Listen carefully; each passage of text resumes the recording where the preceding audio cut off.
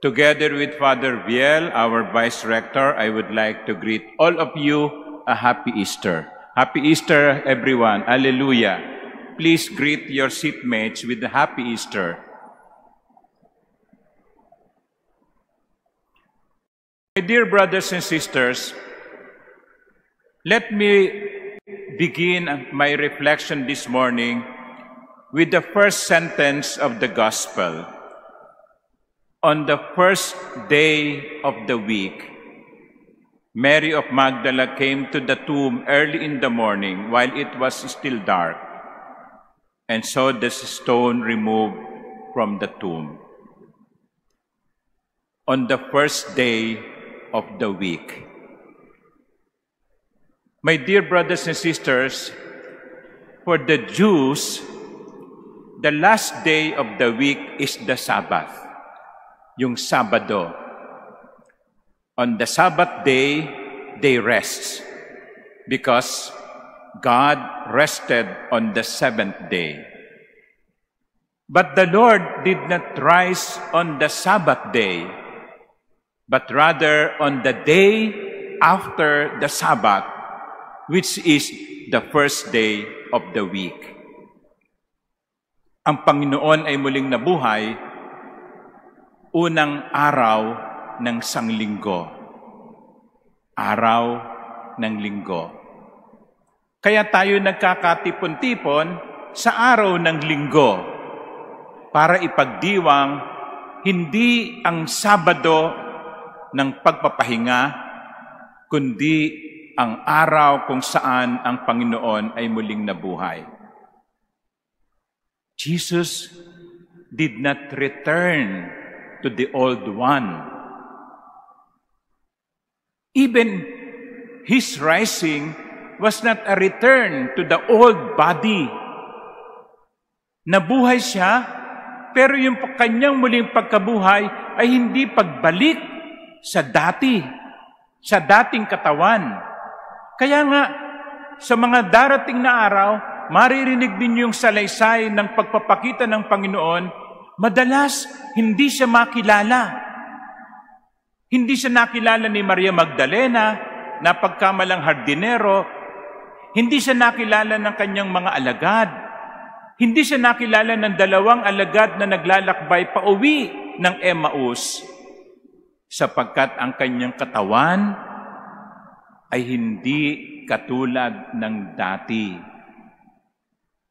Si Jesus ay nabuhay, pero hindi siya bumalik sa dating anyo. Ang ipinagdiriwang natin ay hindi resuscitation. Yan ang kuminsan nangyayari sa atin, nahilo, nag-collapse, pinaypayan, no? Kasi namumutla. Pagkatapos ng ilang sandali, nahimasmasan, nagising. Hindi ganoon na nangyari kay Jesus. Siya'y totoong namatay, pero hindi siya bumalik sa dating anyo at dating katawan. Some theologians would call this mystery the glorious body. Niluwalhating katawan. So sa mga katwid, dito sa unang pangungusap, sa araw ng linggo, unang araw ng sanlinggo, ipinagdiriwang natin hindi ang pagbalik ng Diyos sa dating kalalagayan, kundi bagong buhay. Hindi na dating gawi, kundi bagong daan. Hindi tayo dating daan, tayo'y bagong buhay. At yan ang importante na maalaala natin na tayo ay inaanyayahan ng Diyos hindi para bumalik sa dati, kundi para sumulong sa panibagong anyo ng buhay. Kasi mas masaya sa bago. Alam nyo, nitong mga nakaraang araw, ipinaalala sa akin ito ng 2 pangyayari. Ang una ay traffic. Traffic. O kawalan ng traffic. Kung nagbibiyahe kayo noong Biyernes Santo o kahit na Huwebes Santo ng gabi o Sabado ng umaga o madaling araw, walang traffic sa Metro Manila. Pwede kang humiga sa EDSA. Kaya nga minabasa ako sabi sa Facebook, walang traffic ngayon sa Metro Manila. Huwag na kayong bumalik. Masaya na kami. Diba? Yung mga nagpunta ng probinsya, sabi, huwag na kayong bumalik. Masaya na kami dito. Kasi talaga masaya. It shows that the problem of Metro Manila is congestion. But that will be another topic for another homily. Pero yun nga, masaya. Huwag na kayong bumalik sa dati. Ang ikalawa ay yung confession. Alam nyo, nung Huwebes Santo, hanggang alas 12 ng hating gabi, nagpapakumpisal kami. At kahit na Biyernes Santo, hanggang gabi, may nangungumpisal. Alam nyo, marami naman sa mga nangumpisal dyan hindi mga taga rito Yun yung ayaw mangumpisal sa kanilang parish priest. Kasi mabobosesan. Di ba? Kaya dito kayo nagpupunta sa katedral para dito mangumpisal. Alam nyo, ilan sa mga nangumpisal sa akin, hindi nangumpisal sa loob ng 30 taon. Sasabihin sa akin, Father, ang huling confession ko po nung aking first communion. Sabi ko, ilang taon ka na? College graduate nagtatrabaho 30 years, 40 years. Ganon sila katagal na hindi nangumpisal. Pero nangumpisal sila nung araw na iyon. And I'm sure they feel happy. They feel at peace because again, they have reconciled with the Lord. Lagi ko sinasabi sa nangungumpisal, are you sorry for your sins? Opo, Father.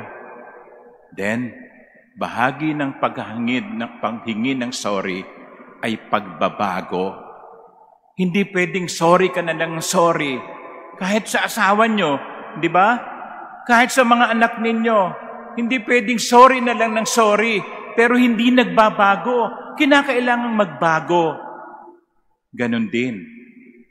Hindi na natin dapat balikan yung dati. Kinakailangang sumulong na tayo sa bago.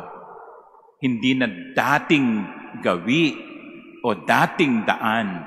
Dapat bagong buhay, bagong landas. That is what happened when the Lord rose on a Sunday, not the Sabbath day, because He wanted to begin a new path for us. Sana, wag na tayong bumalik sa dati Iniwan na natin yun Masaya na tayo ngayon. Ay, kalawang reflection natin ay ito. Mary of Magdala came to the tomb early in the morning while it was still dark. Bakit siya nagpunta sa libingan? Dala-dala niya yung langis para linisin ang katawan ni Jesus. Because Mary was living still in Good Friday. Biyernes Santo pa si Maria. Nalulungkot pa siya. Nagdadalamhati pa rin ang kanyang puso dahil sa pagkamatay ng kanyang Panginoon. Mary of Magdala was in Good Friday. But Jesus has risen. It is no longer Good Friday. It is Easter already. And so, my dear brothers and sisters, we should not only live on Good Friday. Isang araw lang yung Good Friday 50 araw yung Easter season. You know, some people are like that. They always live in the past. They always live with their heart aches. Yung sama ng loob nila. Dala-dala pa. Samantalang nangyari yon 20 taon, 30 taon, nandoon pa rin yung galit. Nasa Good Friday pa rin siya. Nasa lungkot pa rin siya. Nasa kabiguan pa rin siya. Kaya hindi siya masaya sapagkat laging Good Friday ang buhay niya. We are not Good Friday people. We are Easter people. And Alleluia is our song. Move on then.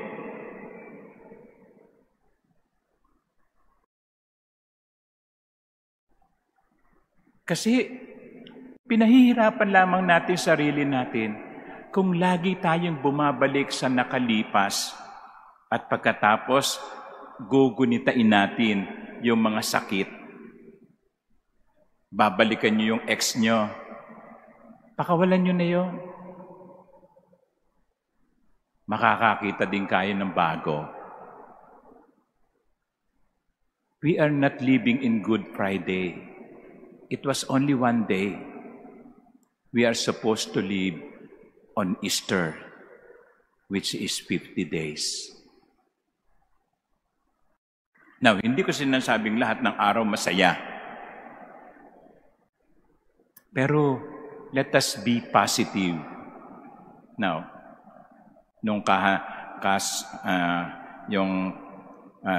during the height of pandemic, na nakakatakot maging positive no? Okay? Iiwasan ka But be positive in the thinking, in the attitude. Mas masaya ang buhay kapag positibo ang pananaw.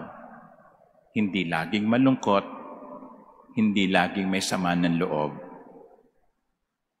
Kaya minsan yung mukha natin nagiging mukhang Biyernes Santo Dapat ang mukha natin ay mukha ng linggo ng muling pagkabuhay. Masaya itong araw na to sapagkat gusto ng Diyos na tumahak tayo sa bagong landas.